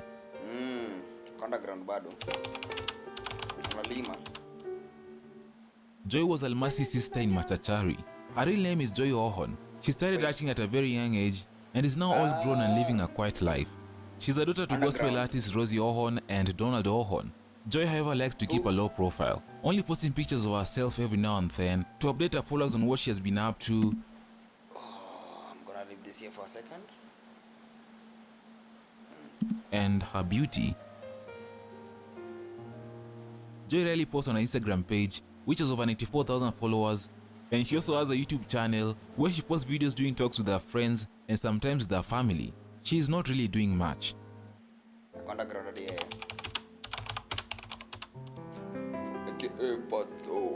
Fatso, just like the name, was fat and a bully who took advantage of his huge body to molest other kids in the area, especially Bad Govi, who got into trouble for no apparent reason. Fatso played the role like a pro, and this was made possible by the fact that he had a bigger body than the other kids.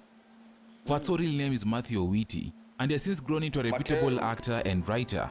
He also appears in local movie shows and actively posting on his social media, giving updates of his life to his fans.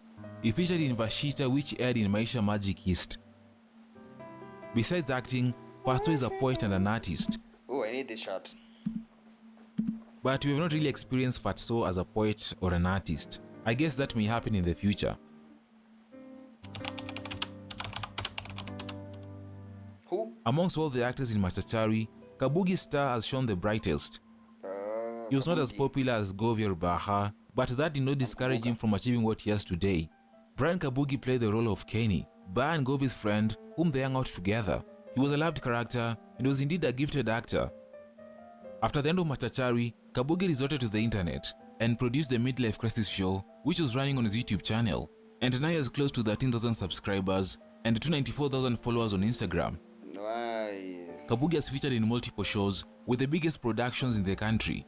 In 2018, he starred in a Zamaradi production film, Dreamchild. He then played Leo in Maisha Magic Plus hit TV show Kina, alongside big actors including Sanepei Tande and Jimmy Gathu. Kabugi is currently an actor in a drama series called Salem, taking the role of Tito, a show that premiered on Maisha Magic, and we hope that Kabugi will keep growing to higher levels and feature in more films. Facts.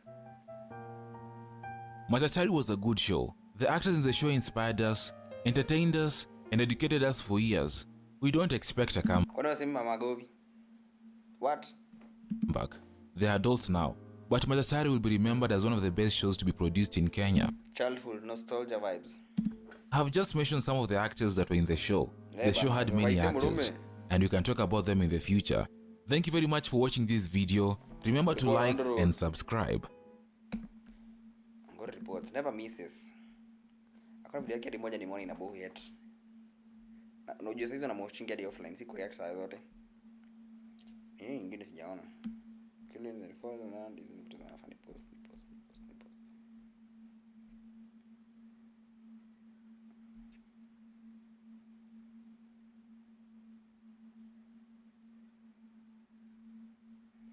The law of blood ndio kwenda nione before. Nikorore.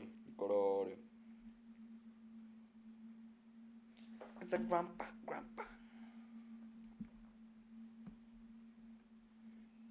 Acha, video ya mwisho. I promise.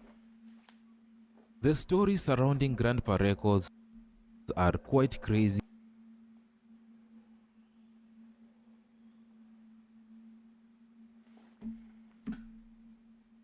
and heartbreaking.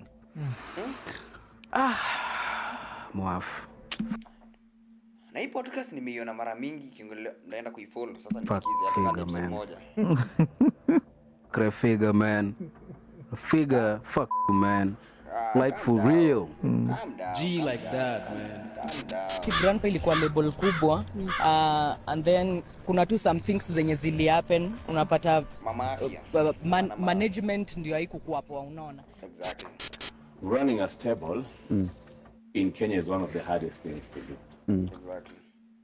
Because the moment you sign an artist, umekuwa baba yake, umekuwa mama yake. Yaani ni kama tu immediate, ni kama tu umekatia dem Nairobi. There's a lot of stories to cover, like what happened to Visita. Is Dogo Biggie still roaming the streets of Kisumu? Why did Grandpa Records stop making hits? But let us first go way back and find out why Grandpa Records was the biggest record label in Kenya. Like, I'm just asking, you guys wrote it. Maybe 8 months. See, yeah? Before you fall off. Hiyo fimbo inachapa watu. Fimbo. Chapa watu. As mentioned, Grandpa Records was one of the biggest music label in Kenya in 2013. In fact, it was once labeled the largest in East and Central Africa. This was before Diamond even had Wasafi. Grandpa Records revived the Kenyan music industry and gave Kenyans new hit songs. Kwani music industry ya Kenya inashinda ikirevive every few years. Si maintain tu almost every week.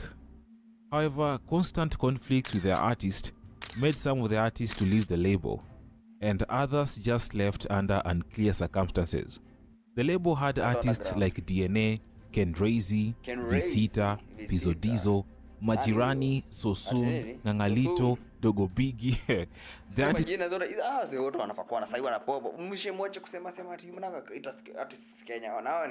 are too many to mention. It was like a school of artists. The success of Grandpa Records did not happen by miracles. It was made possible by one man called Refiga, who had deep musical knowledge and connections cutting across Africa. Refiga, or Noah across Africa. What? Yusuf, was known for his signature walking stick, or we knew it as Fimbo. When he was coming up, social media was not that dominant like today, and artists had to depend on record labels to push their music. So Refiga curated a good plan to help artists push their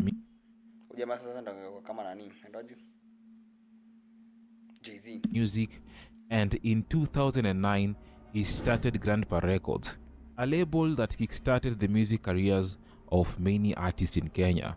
Exactly.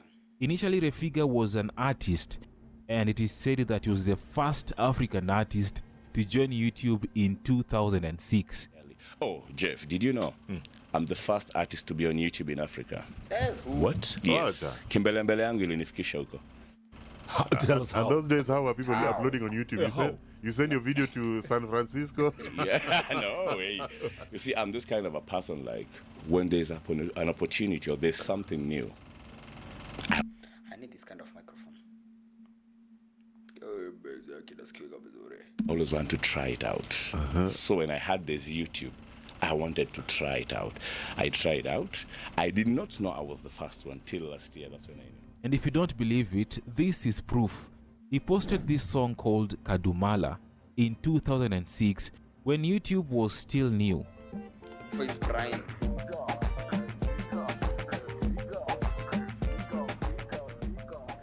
It was not a perfect song, but we understand it. Terrible, but it's part of history, so it's gonna be remembered. It was 2006, and Mr. Nice was also making such kind of songs.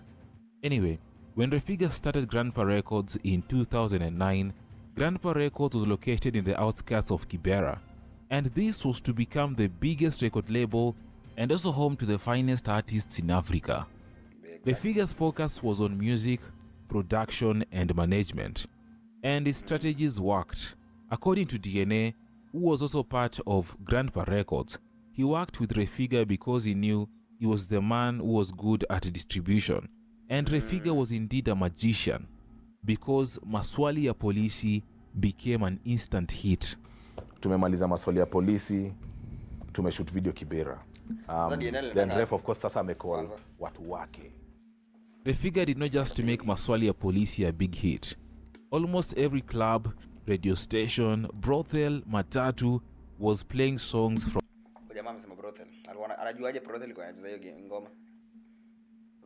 No. Explain yourself. From Grandpa Records. Contrary to what some may say or think, Grandpa Records was not a one-hit wonder. This record label was on fire in the year 2013 up until 2015. It was churning out big hits with their Kapuka club sound. One of their biggest songs at the time was this song called Fimbo ya Pili, Fimbo Chapa, that featured several artists. After its success, Grandpa Records decided to release another song called Fimbo ya Tatu. I'm stealing that idea. Your visuals, your video. Dawa ya Moto, which now featured new as well as established artists like Kendrazy, Visita, Waire, Dufla Diligon, Sosun, Chief Moses, and Bien from Sauti Sol. Another hit song is this track Kamualeo, which was a remix of the song Tojichanganya Kamualeo by Coast Star Kiddies. In the remix now, other artists jumped in like DNA, Waire, and Amilina. The delivery by all artists was short and punchy, and the dancers also did a good job. Despite the fact that the song was big, the allegations that Kiddies did not make a single coin from the track.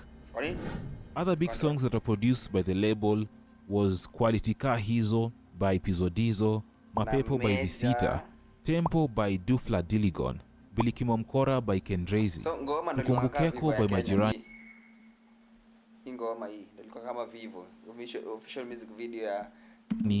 and many other hit songs. After dominating the Kenyan music industry for quite some time, artists began deserting the stable, and some artists' lives changed for the worst. The once big record label was scrambling to get attention, and the Fimbo was not caning anymore. Way back in 2014, the allegations that the stable's management was extorting and exploiting artists. One of those artists is Dogo Bigi, an orphan and a young artist who featured in the song Chapa Fimbo ya Pili. This potential iko hapa. Muna killing talent za Kenyans kwa nini? Sasa kijana sasa angefaa kukuwa anatuambia nyinyi vijana you broke. You broke. Soche basi ataseke. Acha apata na shida za watu wako na pesa jamani. It was not the only song Dogo did. He also had other songs like Pesa and Moyo Wangu. Dogo Bigi was spotted by a journalist called Joab Mwaura, who took him to Grandpa Records to record his song Moyo Wangu. Despite the success of the song, Dogo Bigi did not enjoy his time at Grandpa Records. He came out claiming how the stable was underpaying his artists and threatening them.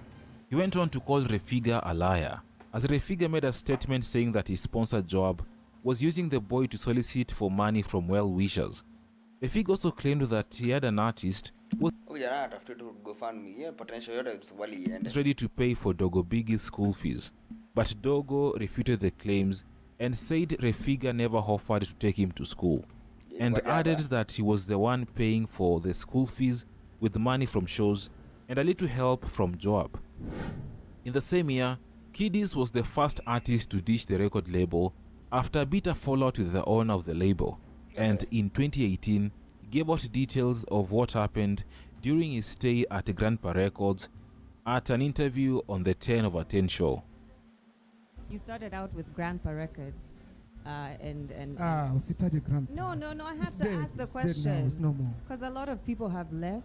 Yeah. And Razy, I mean, there's been like an exodus. So what are your thoughts on that? So that ni kwamba tulikuwa tunapewa chai bila sukari pale. Shida tupu. Nini? Yaani ulikuwa unapewa chai. Unaona? Bwana chai ya rangi inakuwaga chungu, si ndio? Ikiwekwa sukari inakuwa imeevaporate. Kwa hivyo Grandpa Records nilikuwa napewa chai bila sukari. Nini? Sawa bwana. Now, I was the first to withdraw myself from that record label. I was the first. So you can just withdraw yourself from a record label. Hakuna contracts zinakaaje machu? Kwa sababu I've been in this industry for more than 16 good years, since 2002. So niliona mbali, nikatoka, waliobaki wakasema Mswahili wa Mombasa ana njaa. Wao wakatoka, wakanipigia. Nikamwambia bro vipi? Uliniambia nina njaa. What's wrong with you bro? Umepewa ile chai nilipewa? Welcome to Urayani. Karibu grounds. Diene also ditched Grandpa Records under unclear circumstances. In an interview with Willie M. Tuva, Diene revealed that he wanted to go solo. Grandpa CEO Refiga said that DNA was not interested in renewing his contract, but his songs were still going to be released as per the contract. Another storm hit the stable in 2015, when Majirani came out claiming he has never made a penny from his song Hivyo Ndo Kunaendanga, and the song even featured Kendrazy and Visita. In response, the figure emailed scanned copies of an agreement between Majirani and the stable, showing that actually the proceeds from the song were to be shared on a 50-50 basis between the label and the singer. According to Refiga, Majirani's beef is that people acknowledged Kendrazy and Visita more, and that's why he was bitter. Majirani will later apologize via his Facebook page and even saying that he respects Refiga because he made him to be Majirani. He will later drop another song called Tukumbukeko. Grandpa Records continued facing more and more troubles as Kendrazy and Visita and So Soon also left the record label, and they went ahead to do a diss track called Toroka, which was a diss song to Grandpa Records, as Visita is heard saying huko tulishatoka, walishafunikwa, sasa wanangorota, meaning that after they ditched the record label, it went into slumber and eventually died.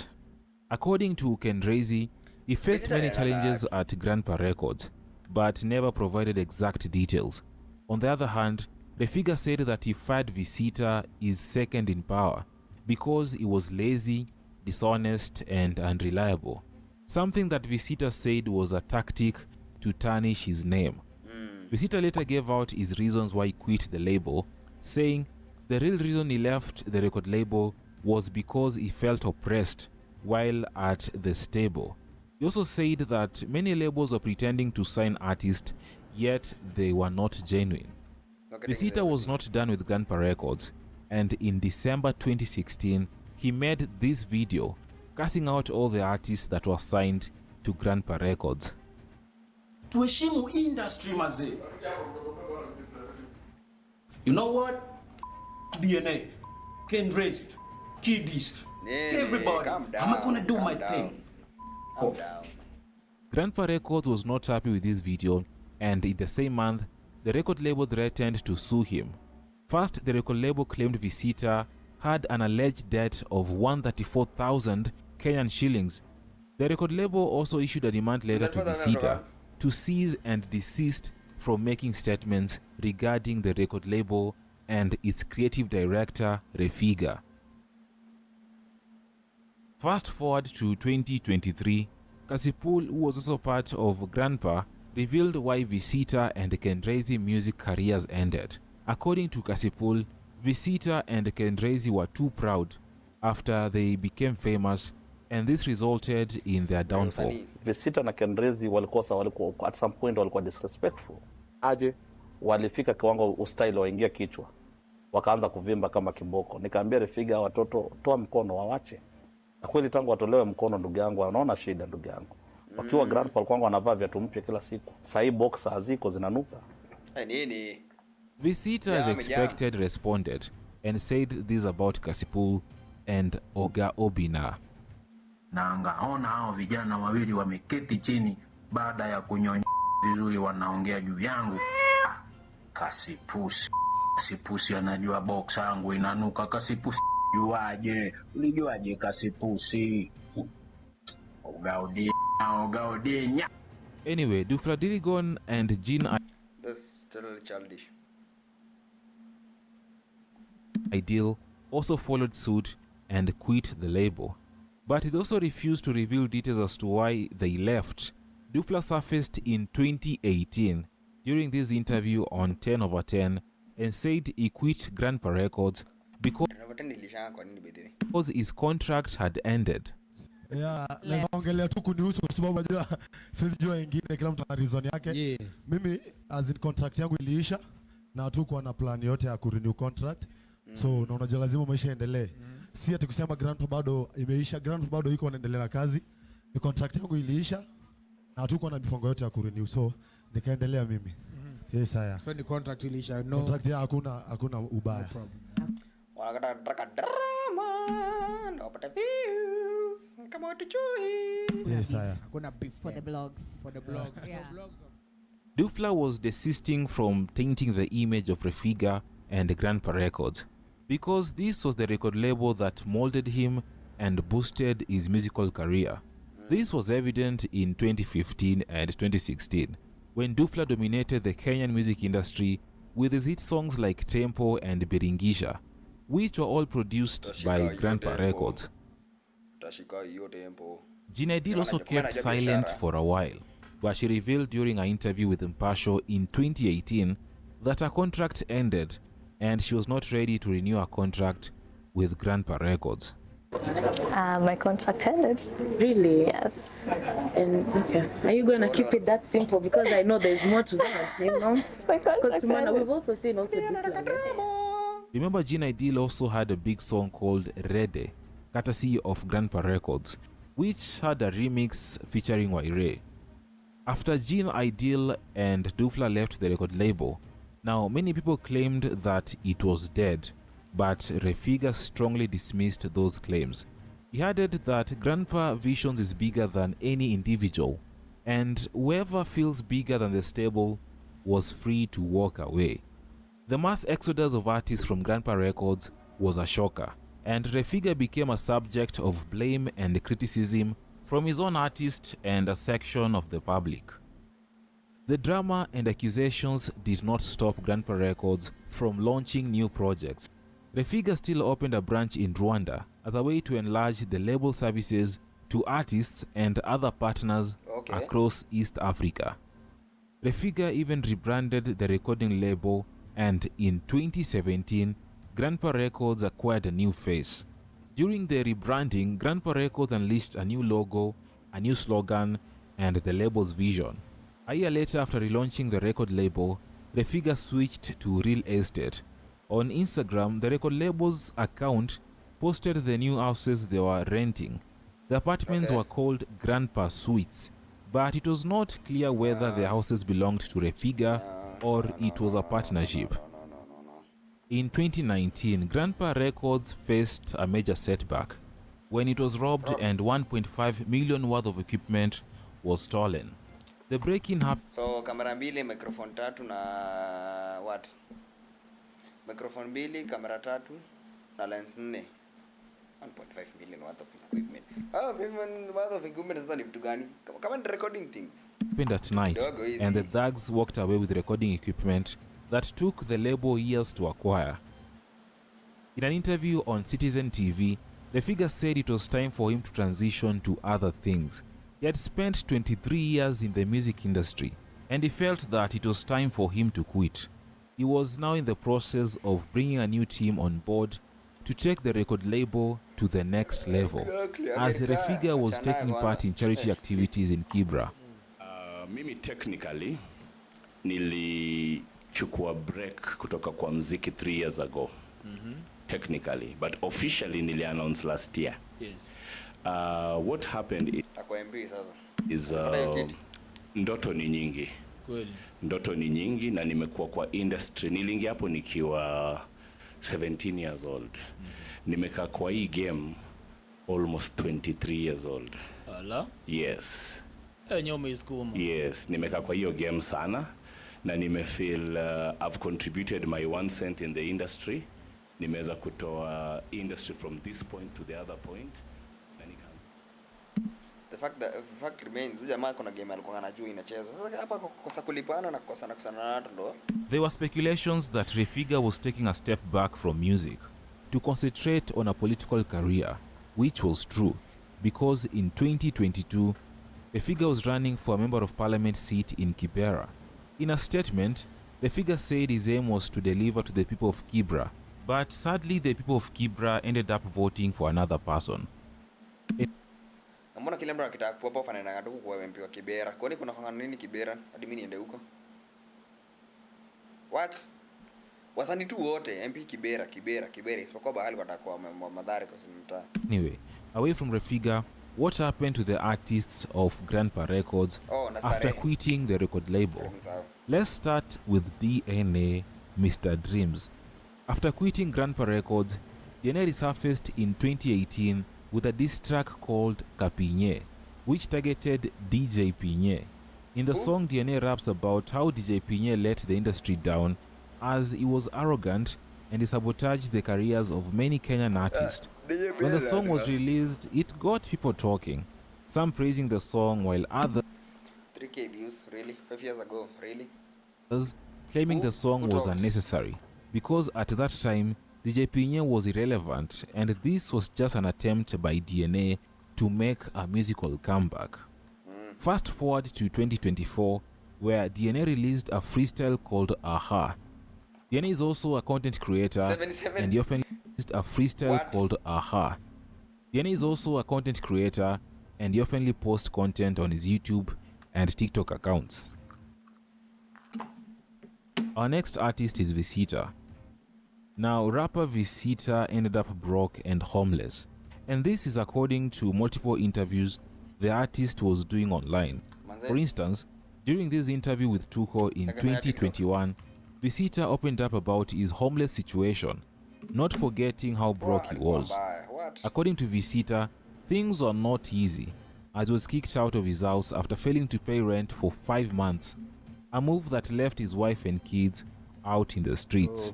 Matime, so kaa tunadai kulala, tulikuwa tunazitoa, tunazipanga hivi. alafu si wote wawili tunalala kwa hii kitu, tunajifinya hapa, tuna doze hadi asubuhi. Visita blamed Mzazi Willie Mtuva for his troubles, saying he is a pretender, and he also refused to play his music on radio. What did William Tuva do to you? Me, I don't like him. I don't like Tuva. Period. What did he do to you? He's a pretender. Yeah. And I don't like him. I don't like pretenders. I don't like someone who calls me and tells me, you are the biggest producer East Central Africa. Don't tell me that if you don't mean it. You get? And then brother went ahead, akachukua my laughter. You see that laughter? Yeah. And my performance track, akaenda akaregister Skiza. So mi napigia Mtuva, the first thing I hear is me. You get? And you're not aware. I'm not aware. Anyway, Visita is back making music, and he has a new song with Kendrezi called 24 Strong. And it is a good song. Let's talk about Kendrezi. Kendrezi, on the other side, has been releasing music regularly. He even released an album called Better Man in 2023, which featured artists like Swat Matire, K4 Kanali, and others. And just like the husband, so soon is also making music, and this year she was in this cypher called the Number One Cypher, which had several new artists like Alma, Babi, and Tulia. Another artist, Majirani, seems to have taken a break from making music, and he ventured into business. As per his Facebook posts, he now works as an agent connecting workers with prospective employers. Kiddies still makes music, the latest one being this track called Nakungoja, which was released in 2023. He also performs in major events and parties.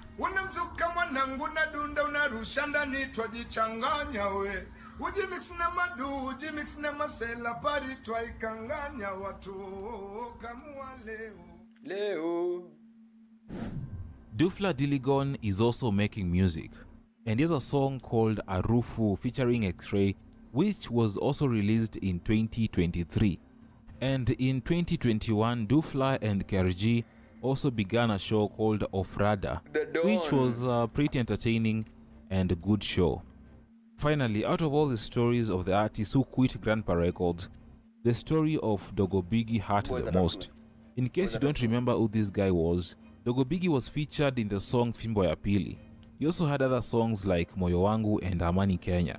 In 2022, this video surfaced online of Dogo Biggie looking drunk in the streets of Kisumu, and it is alleged that Biggie was wallowing in poverty.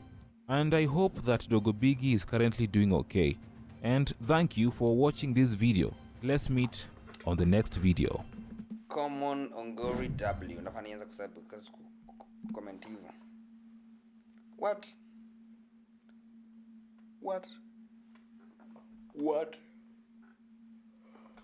Oh,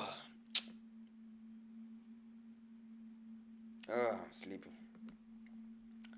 Anyway, that is all that I have energy for today. I must go edit these things now. Thanks for watching or not watching. Catch you on the next one. Don't forget to like, subscribe, and share this shit. Type shit.